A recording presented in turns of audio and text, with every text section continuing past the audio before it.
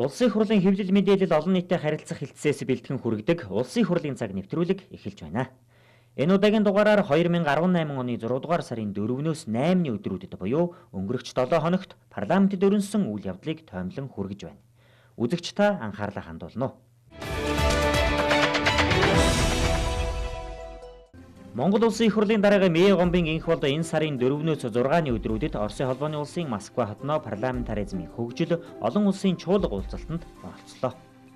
Чуулга уулзалтаар дэлхийн улс орнуудын эдийн засгийн хөгжил дэвшилтэд түлхэц үзүүлэх, терроризмоос сэргийлэх, мэдээллийн аюулгүй байдлыг хангах, үндэсний хууль тогтоомжийн хөгжлийг хангах, парламентын дипломатыг хөгжүүлэх зэрэг парламентын тогтолцоог бэхжүүлэх, хамтын ажиллагааны тогтвортой механизмыг бүрдүүлэх өргөн хүрээтэй асуудлыг хэлэлцсэн юм.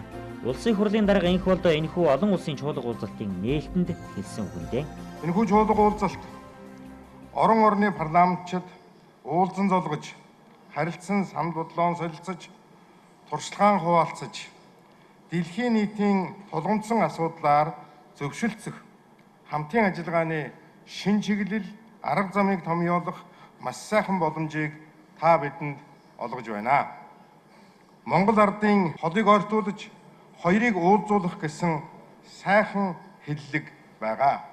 Газар нутгийн хол ойр, нутаг дэвсгэрийн их баг, хүн амын олон цөөнийг үл харгалзан, дэлхийн хэмээх нэгэн гэр бүлийн бүрэн хэрэгт гишүүн нь бид өөрснөө юм аа. Бид нар хамтын хүчин чармаалтаар асуудлаа шийдэж чадна гэдэгт би эргэлзэхгүй байна. Нийтлэг зорилгынхон төлөө гар гараасаа барилцаж нэгдэх нь нэн таатай хэрэг үйл юм аа.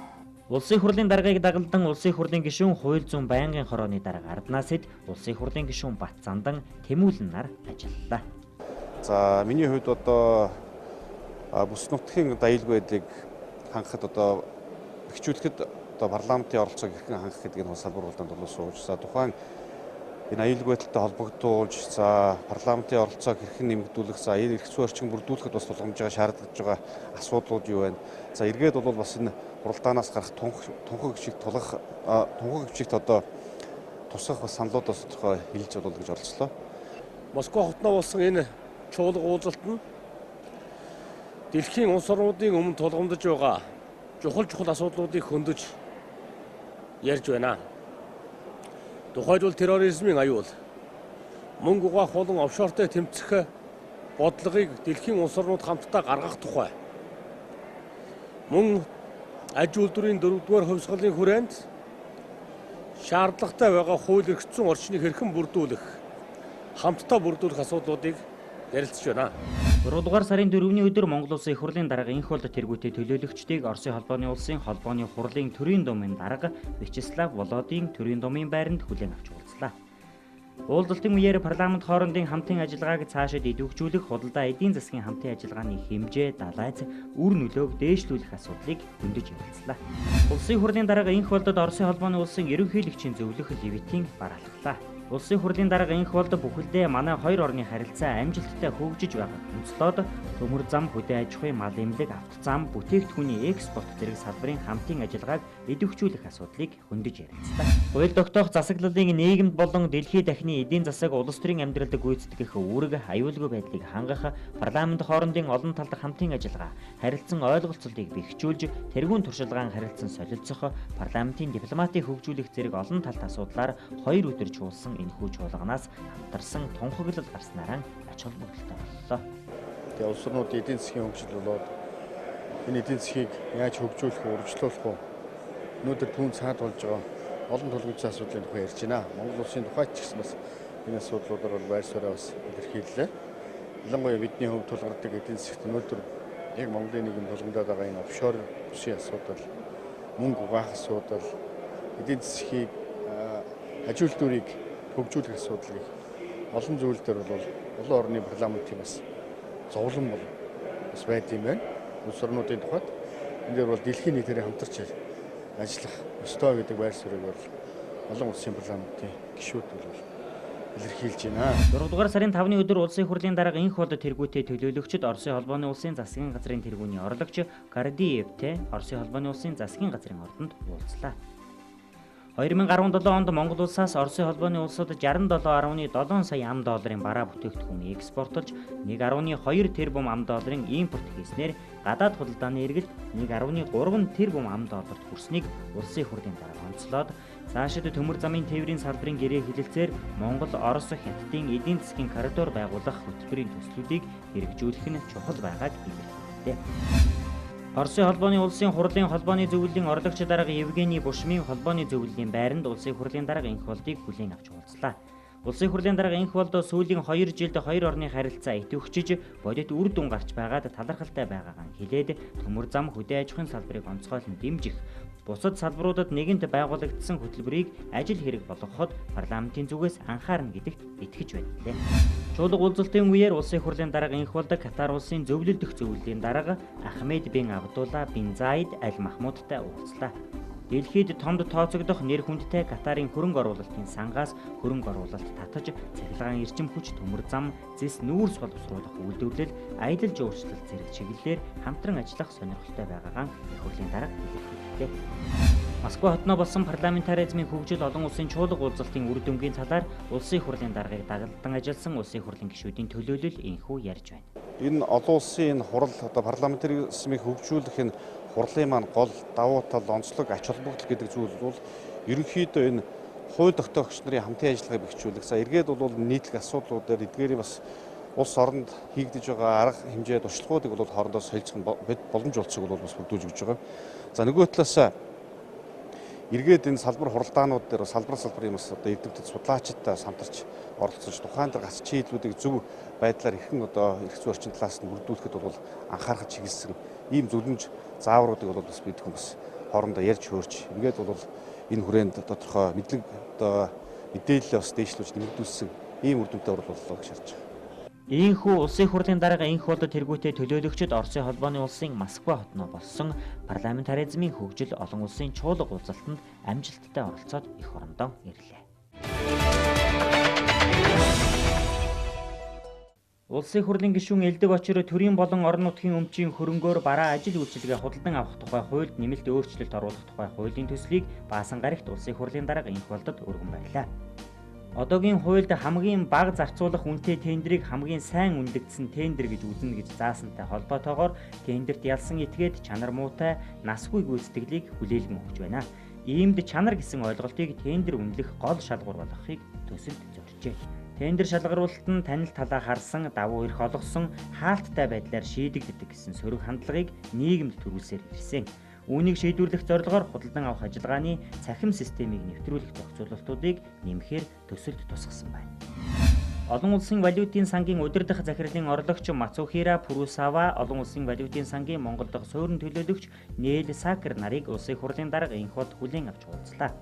Улсын хурлын дарга энх болд Монгол Ардын нам 2016 оны сонгуульд ялалт байгуулж засгийн эрхийг авах үед улс орны амьдрал төсөөлснөөс илүү хүнд нөхцөлд орсон байсан учраас хямралт байдлаас гарах үндсэн чиглэл болсон эдийн засгийг сэргээх хөтөлбөрийг улсын хурлаас баталж өргөтгсөн санхүүжилтийн хөтөлбөрийг хэрэгжүүлэхэд шаардлагатай зарим хууль эрх зүйн орчныг шинжилэн өөрчлөх асуудалд онцгой анхаарлаа хандуулсан.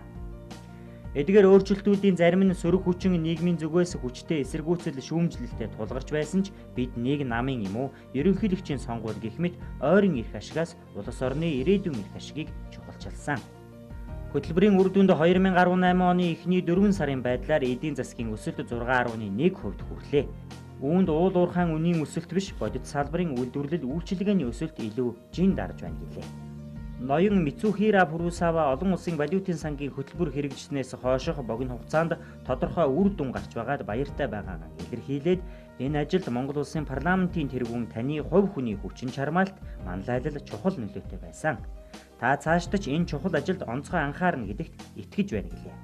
Тэрбээр хүүхдийн мөнгийг нийт хүүхдийн 80% олгох шийдвэр гаргасныг дэмжиж байна. Үүнээс илүү хувьд олгоно гэвэл хөтөлбөрийн санхүүжилтэд сөрөг нөлөө үзүүлж магадгүй гэдгийг бодолцоорой гэж онцлоод би өөрөө төрийн албанд 35 жил ажилласан хүний хувьд төрийн албан хаагчдын цалингийн талаарх асуудлыг сайн ойлгож байна. Ирэх 7 дугаар сард Монголд ирэх ажлын хэсэг энэ асуудалд анхаарлаа хандуулж ажиллах болно гэлээ. Пүрэв гарагийн чуулганы нэгдсэн хуралдаанаар улсын их хурлын гишүүн учрлаас 2018 оны 1-р сарын 26-ны өдөр өргөн мэдүүлсэн төсвийн тухай хуульд нэмэлт өөрчлөлт оруулах тухай хуулийн төслийн эцсийн хэлэлцүүлгийг явуулж баталлаа. Уг хуулийн төслийг төсвийн байнгын хороо мягмар гарагийн хуралдаанаараа эцсийн хэлэлцүүлэгт бэлтгэн чуулганы нэгдсэн хуралдаанд танилцуулсан юм а. Хуулийн төсөлд улсын нэгдсэн төсвийн урсгал болон хөрөнгийн зардлын төлөвлөлт зураг төслийг илүү бодиттой болгохын тулд төсвийн зарлагын орцын норматив хүрх үр дүн шалгуур үзүүлэлтийг наривчлан тооцож төсвөө төлөвлөдөг, зарцуулдаг, хяналт тавьдаг болох зохицуулалтыг тусгасан байна.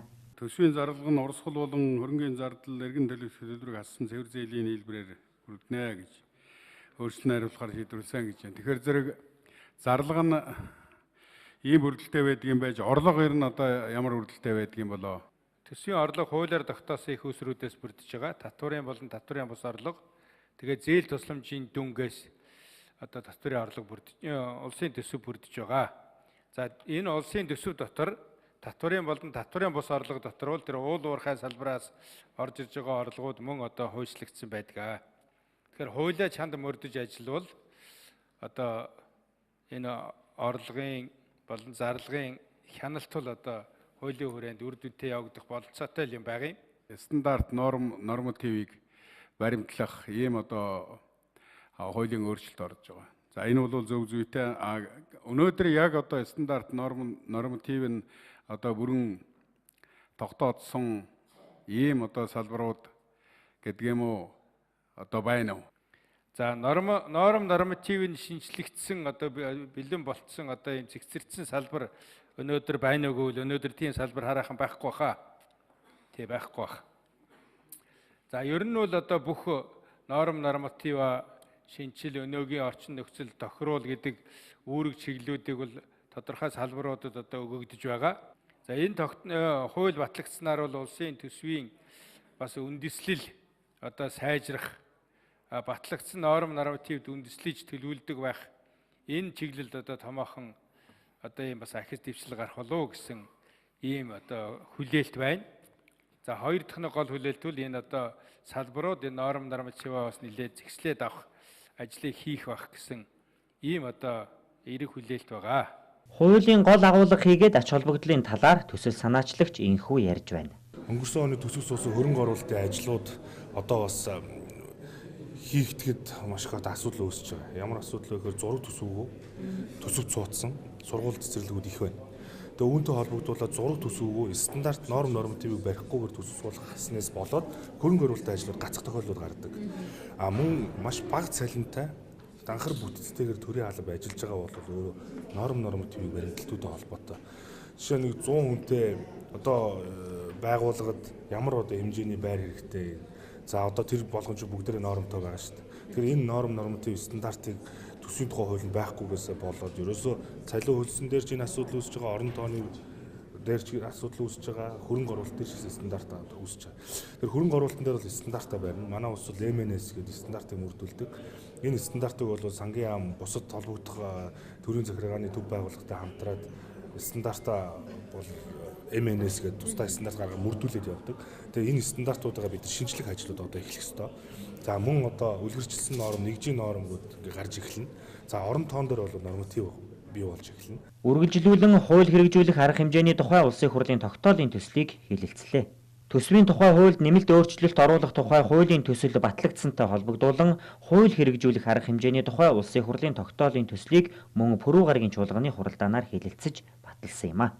Уг тогтоолын төсөлд бүх салбарт мөрдөгдөж байгаа зардлын норматив стандартыг валютын ханш зах зээл дэх бараа ажил үйлчилгээний үнийн өөрчлөлт, техник технологийн дэвшлийг үндэслэн шинжлэх ажлыг зохион байгуулах, урсгал болон хөрөнгийн зардлын төлөвлөлт, төсвийн гүйцэтгэлийн хяналт хийхэд эдгээр норматив стандартыг хэрхэн ашиглах талаар холбогдох хуульд заасан журам зааврыг баталж мөрдүүлэх шаардлагатай бол хуульд нэмэлт өөрчлөлт оруулах төслийг боловсруулж улсын хурлд өргөн мэдүүлэхийг засгийн газрын тэргуунд даалгахаар тусгажээ.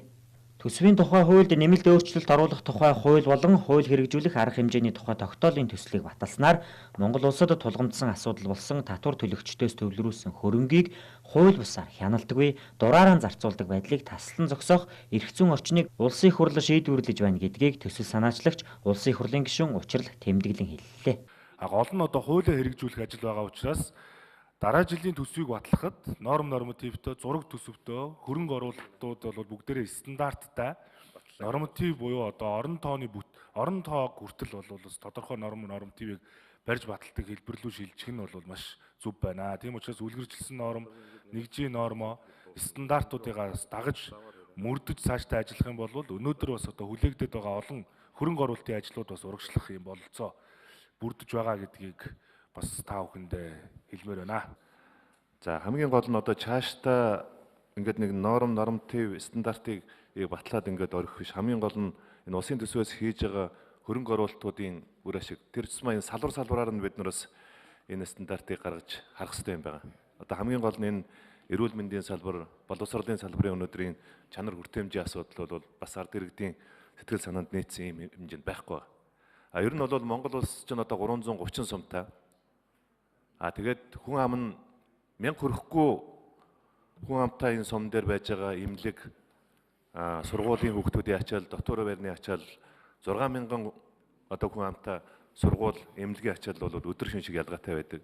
Тэгэхээр энэ асуудал дээр одоо цаашдаа яг энэ Монгол улсын төсвийг батлахад одоо хүн амтаа нь харьцуулсан, газар нутгийнх нь одоо нийслэлээс алцагдсан хэлбэрээр нь харьцуулсан ийм одоо нормативыг одоо зайлшгүй шинжилж батлуулах ийм шаардлага өнөөдөр бас байж байгаа. Хуулийн дагуу зураг төсөвтэй бэлтгэл нь хангагдсан объектуудыг хөрөнгө оруулалтын төсөвтэй тусгадаг байх.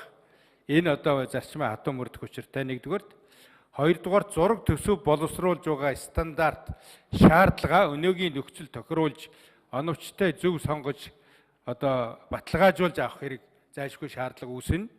Ийхүү улсын хурлаар улсын төсвийг зүй зохистой, өгөөжтэй, үр дүнтэй зарцуулах ач холбогдолгүй хууль тогтоолын төслүүдийг баталлаа. Соёлын тухай хууль, соёлын өвийг хамгаалах тухай хуулийн хэрэгжилтийг шалгах, соёл урлагийн байгууллагуудын үйл ажиллагаатай газар дээр нь танилцах үүрэг бүхий ажлын хэсгийн ахлагч, улсын хурлын гишүүн мөнх цэцгээр ахлуулсан улсын хурлын гишүүд өнгөрөгч 7 хоногт Дорногов аймагт ажиллалаа. Бүрэлдэхүүнд улсын хурлын гишүүн нийгмийн бодлого, боловсрол, соёл, шинжлэх ухааны байнгын хорооны дарга Баатар Бэлэг, улсын хурлын гишүүн Номтой Баяр, Ундраа болон холбогдох албаны хүмүүс багтлаа. Ажлын хэсгийн гишүүд Дорногов аймгийн Мандах сумын нутагдах Сүйхэнтийн чулуудсан ой, Үлгийн хийд, Хатанбулаг сумын нутагдах Эргэлийн зоо богд, Сайн шанд сумын нутагдах Хамрын хийд зэрэг байгаль түүхийн дурсгалт газруудын нөхцөл байдал холбогдох хууль тогтоомжийн хэрэгжилттэй танилцлаа. Сүйхэнтийн чулуудсан ойн үлдэгдэл одоогоос 120 сая жилийн тэртээд буюу Юур болон Цэрдийн галавын зааг үед холбогдох нэн эртний ховор тогтоц бүхий гайхамшигт газар боловч гадаа дотоодын ашиг хонжоо хайгчдын тонулд өртсөөр ердөө тэг 1.5 га талбайд үлджээ. Сүйхэн туулыг улсын хурлын 1996 оны 43 дугаар тогтоолоор улсын тусгай хамгаалтанд авсан хэдий ч хууль тогтоомжийн хэрэгжилт хангалтгүй байсаар ирсэн байна. Байгаль дээр байгаа гайхамшигтай тогтцол бүхий байгалийн өв одоо Эрдэнэ улсын гайхамшигтай газрууд бол ухаж тоногдоод ингээд дуслаа. Ялангуяа манай Мандах суманд байгаа 120 сая жилийн түүхтэй чулуудсан ойн одоо энэ одоо байгаа зүйлүүдийг бодтойгоор газар дээр нэрж үзээч. Ялангуяа хагуултаа улсын хамгаалтын зэрэглэлийг жоох ахиулъя гэдэг ийм өсөлтүүдийг тавьсан байгаа. Бид нар одоо хамгийн гол нь соёлын хуулиндаа бас хэд хэдэн заалтын өөрчлөлтүүдийг бас хийхээр ингээд бэлтгэж байгаа. Энэ хүрээнд одоо манай ажил хэсэг ажиллаж байгаа юм. Ажлын хэсгийн гишүүдэд хоорон төглөөр дайрч Дорногов төдийгүй зэрэгэлдээ аймагуудын сүсэгтэн олны их мөргөлийн газар Үлгийн хийдийг зорилоо. 1745 онд байгуулагдсан цагаасаа хүрээгийн тэлсээр 10 датсан мянган шавьтай болсон ч 1930-ад оны сүүлээр сүйтгэгдсэн Үлгийн хийдийн төөрийг сэргээх ажил тус хийдийн унган шавнын санаачилгаар 1990 оноос эхэлжээ. Ажлын хэсгийн гишүүд ханги мандал бомтын үйл ажиллагаатай танилцаж соёлын хууль тогтоомжийн хэрэгжилтийн асуудлаар холбогдох хүмүүсээс мэдээлэл авлаа. Гайлын байгууллагын өгсөн мэдээлэлээр 2017 оны 6 дугаар сард нийт 121.1 сая төгрөгийн үнэ бүхий 1786 ширхэг бурхан шашин эдэлгийн зүйлийг илрүүлэн хурааж холбогдох байгууллагуудад хөргүүлснээс хойш энэ төрлийн зөрчил гараагүй байна. Улсын хурлын тамгын газар нэгдсэн үндэсний байгууллагын хөгжлийн хөтөлбөр, Швейцарын хөгжлийн агентлаг хамтран парламентын хяналтах хууль тогтоомжийн хэрэгжилтэд тавих хяналтыг боловсронгуй болгох асуудлууд сэдвт эрдэм шинжилгээний хурлыг лав гарагт төрийн ордонд зохион байгууллаа.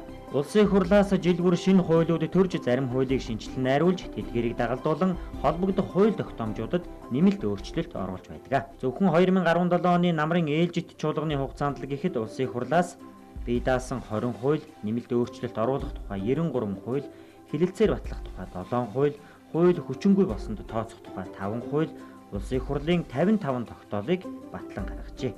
Энэ байдлаар эрх зүйн орчныг бүрдүүлж засаж залруулах чиглэлд байнгын ажиллагаатай парламент хангалттай ажиллаж байгаа ч хуулиудын хэрэгжилт хангалтгүй байгааг иргэд шүүмжилдэг. Тэгвэл эрдэм шинжилгээний хурал яг энэ сэдвээр өрнөж парламентын хянан шалгах чиг үүрэг ба хууль тогтоомжийн хэрэгжилтэд тавих хяналтын асуудлаар улсын хурлын гишүүн Бямбцогт, улсын хурлын хамгийн газрын мэдээлэл хяналт шинжилгээ үнэлгээний хэлтсийн дарга доктор Эрдэнэ Билэгт, Швейцарын парламентын хяналт шалгалтын нэгжийн дарга доктор Николас Грожанаар илтгэл тавьж эрдэмтэн судлаачдын дунд хэлэлцүүлэг өргөнлөлөө.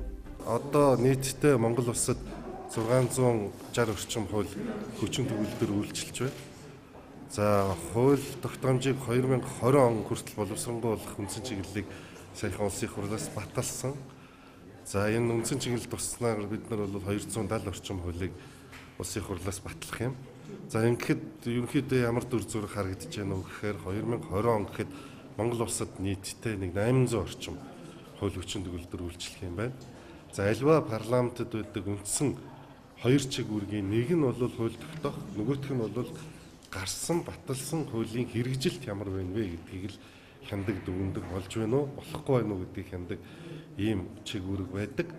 За хяналт шалгалтын чиг үүрэг, үнэлгээний чиг үүрэг бол тодорхой хэмжээгээр манай улсын их хурл Монгол улсад маань бол тамгын газар жоохон хоцрогдоод яваад байсан гэж одоо хэлж болно. За өнөөдрийн эрдэм шинжилгээний хурал, за Швейцарын парламентын хамгийн газартай хамтарч ажиллаж байгаа гол зорилго маань энэ хуулийн хэрэгжилтийг хяналт шинжилгээг яаж хийх вэ? Ямар аргачлалаар яаж дүгнэх вэ?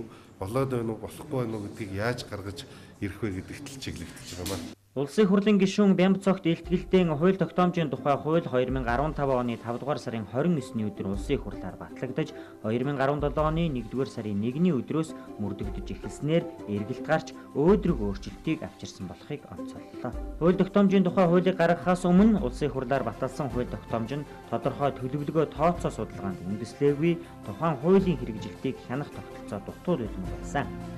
Энэ хууль гарснаар хууль тогтоомжийн боловсруулалтыг судалгаанд суурилан хөгжүүлэх боломжийг бүрдүүлж чадсан болохыг илтгэлтэн дурдлаа. Хууль тогтоомжийн тухай хуулийн 10 дугаар бүлэгт улсын хурл засгийн газрын хяналт шинжилгээ үнэлгээний бүтцийн нэгж нь хууль тогтоомжийн хэрэгжилтийн эерэг сөрөг үр дагаврын талаарх хяналт шинжилгээний дүнг хууль санаачлагчид тогтмол мэдээлнэ. Хяналт шинжилгээний дүнд үндэслэн хууль тогтоомжийн зорилгын төвшин хангалтгүй, хууль тогтоомжийн үзэл баримтлалд заасан үр дүнд хүрч чадахгүй тохиолдолд хууль тогтоомжийн хэрэгжилтийн үр дагаврын үнэлгээг хийнэ. Улсын их хурл хууль тогтоомжийн төслийг хэлэлцэн батлахдаа тухайн хууль тогтоомжийн ач холбогдол, зохицуулалтын онцлогийг харгалзан шаардлагатай бол уг хууль тогтоомжийн хэрэгжилтэд хяналт шинжилгээ үнэлгээ хийж дүнг танилцуулах хугацаатай үргийг засгийн газарт өгч болон зэрэгээр хуульчилж өгсөн нь хууль тогтоомжийн хэрэгжилтийг хянахад агцтай алхам болжээ. Гэх юм бол улсын хурл маань баталсан хуулийнхаа хэрэгжилтийг шахаж шаардах, хэрэгжихгүй амьдрал нийцэхгүй болохыг өөрчлөх, за хэрэгжүүлэх ёстой байгууллагатай тийм тайлангийн сонсоод хариуцлага тооцох ажлаар харьцан сул хийж байна. Энэ тал дээр бас цааш улсын хурлаас анхаарч ажиллах ёстой гэдэг хэлэлцүүлэг яригдж байна. Хамгийн гол нь хууль тогтоомжийн хууль гарсан. Хууль тогтоомжийн хуулиар бол альва хуулийг босруулах, одоо тийм ээ үйл явцыг хэрэгжүүлэх, хэрэгжилтийн дараа гарах үр дагаварт одоо заалтчгүй хянан шинжилгээ үнэлгээийнэ гэдэг зохицуулж гисэн нь бол маш том давуу тал юм аа. Тэгэхээр энэ бол бас энэ эрдэм шинжилгээний хурлын бас нэг гол ач холбогдол юм аа л гэж хэлээ. Эрдэм шинжилгээний хурлын 2 дахь хэсэгт засгийн газрын хэрэг эрхлэх газрын дэд дарга Бямбсүрэн доктор Алтанзул доктор Зүмбэрл хамнаар илтгэл тавилаа. Одоо байгаа эрх зүйн зохицуулалтаар бол улсын хурл ерөнхий сайдын мэдээллийг сонсох, гишүүд засгийн газарт асуулга тавих, хяналт шалгалтын ажлын хэсгийг байгуулах зэрэг хэлбэрээр хяналтын чиг үүргэн хэрэгжүүлж байна. Гэхдээ хуулийн хэрэгжилтийг хянах механизм хангалтгүй байгаа учраас цаашид улам бүр боловсронгуй болох Ингэхдээ олон улсын жишг туршлагыг харгалзан үзэх судалгаа шинжилгээнд үндэслэх хэрэгтэйг оролцогчид онцолж байлаа. Хуулийн хэрэгжилт сул байснаар төрд итгэх иргэдийн итгэл буурдаг учраас хууль хоорондын хийдлийг арилгах, хуулийн чанар, насжилтын талаар анхаарах шаардлагатайг оролцогчид чухалчилж байлаа. За илтгэлүүд маань үг эзэн хүмүүсүүдийн маань хэлж байгаа санаа бол үндсэндээ хууль тогтоомжийн хэрэгжилт бол өөрөө үр дүнтэй байж иж тэрний маань хэрэгжилтээр шалгарч амьдралд маань бол бодиттой үр дүн гарч ирнэ шүү гэдэг санааг бол нэлээд хэлж байна.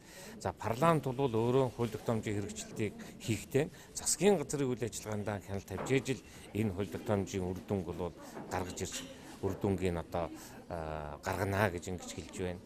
Мэдээж хууль тогтоомжийн хуулиар бол яг хууль хэрэгжих энэ асуудлыг бол улсын хурлын засгийн газар хамтдаа дахин шинжилгээ үнэлгээ хийж ингэж ажиллана гэж ингэж тодорхойлсон. Гэхдээ засгийн газар их хурл хоёрын үйл ажиллагаанд давхцаад ямар хуультай хян шинжилгээ үнэлгээ хийх вэ гэдгийг бол тодорхойлж гаргаж чадаагүй учраас энэ нь бол зөрчилж байгаа шүү гэдгийг бас манай хуульчид маань эрдэмтэд маань хэлж байна. Энэ удаагийн парламент хууль эрх зүйн орчныг боловсронгүй болгохын зэрэгцээ хуулийн хэрэгжилт хяналттай анхаарч ажиллаж байгаагийн нэг илэрхийлэл нь энэхүү эрдэм шинжилгээний хурал боллоо гэдгийг зарим судлаачид онцолж хэллээ. Монгол-Оросын стратегийн түншлэлийн харилцааг шинэ агуулгаар баяжуулах, худалдаа эдийн засаг, соёл хүмүүнлэгийн хамтын ажиллагааны хөгжилд түлхэж үзүүлэх, хоёр улсын төр засгийн байгууллагууд болон бизнес эрхлэгчид хоорондын хэлхээ холбоог бэхжүүлж, хамтын ажиллагааны шинэ боломжийг хэлэлцэх зорилго бүхий Монгол-Оросын санаачлаг 2018 цуврал арга хэмжээ Улаанбаатар хотод 3 өдөр болж өндөрлөлөө. Худалдаа эдийн засгийн хамтын ажиллагаа нь стратегийн түншлэлийн харилцааг хөгжүүлэх гол хүчин зүйл. Монгол-Оросын хил орчмын мужуудын хамтын ажиллагаа зэрэг салбар хуралдаанууд болж хоёр улсын парламент, засгийн газрын төлөөлөгчид, бизнес эрхлэгчид оролцсон юм а. Энэ хүрээнд бол Монгол-Оросын эдийн засгийн харилцааг бод тутахаар баяжуулах, өргөжүүлэх, хөгжүүлэх шаардлага хэрэгцээ байна гэж үзэж байгаа. За ялангуяа одоо Монголын төмөр замд нэмэлт хөрөнгө оруулалт хийх асуудал, төмөр замын одоо шинжилгээг явуулах асуудал дээр хоёр тал одоо санал нэгтэй байна. Мөн түншлэн 3 дугаар цахилгаан станц, 4 дугаар цахилгаан станцын шинтгэлийн асуудал дээр хоёр тал санал нэгтэй байна. За мөн одоо эдийн засгийн коридорыг урагш нь ахиулах, за Монгол улсын нутаг дэвсгэр дайрч өнгөрөх таранзит тээврийг нэмэгдүүлэх тал дээр бол бас Оросын тал манайтай байр суурь нэг байна. Цаашлаад одоо Монголын хөрөнгө оруулагчдыг Оросын холбооны улсын одоо хөнгөлөлтөө зах зээл дээр буюу Хабаровскийн тоор, за одоо эрхүүгийн эдийн засгийн чөлөөт бүсүүдэд 5-аас 10 жилийн хөнгөлөлтөөр хамтран ажиллах болцоо боломжийг нээж байгаагаа Оросын тал бас мэдэгдсэн. Мөн тарифын болон тарифын бус энэ саадуудыг давж арилгахад хуулийн одоо манай хууль тогтоох байгууллагууд хамтарч ажиллая. Цаашдаа энэ тал дээр хэлийн бүс орчмын хамтын ажиллагааг улам өргөжүүлье гэсэн ийм санаачлагууд бас гарч байна. Монгол-Оросын санаачлага 2018 цуврал арга хэмжээнд Оросын холбооны улсаас компани болон улс төр бизнес, урлаг спортын салбарын 400 гаруй төлөөлөгч зорин иржээ. Энэхүү арга хэмжээний хүрээнд Оросын дэвшилтэд техник тоног төхөөрөмжийн үдсэглэн, Оросын жижиг дунд бизнес эрхлэгчдийн үдсэглэн худалдаа, Орос Монголын залуу жудоочдын нөхөрсөг тэмцээн, боловсрол соёл шинжлэх ухааны салбар дахь залуу зохион бүтээгчдийн үзүүлэн тоглолт, Игорь Моисеевийн нэрэмжит академик чуулган тоглолт зэрэг олон арга хэмжээ боллоо. Парламентэд өнгөрөх 7 хоногт өрнсөн гол үйл явдлыг тоомлон хүргэдэг улсын хурлын цаг нэвтрүүлэг өндөрлөж байна. Анхаарлаа хандуулан үзсэн үзэгч танд баярлалаа.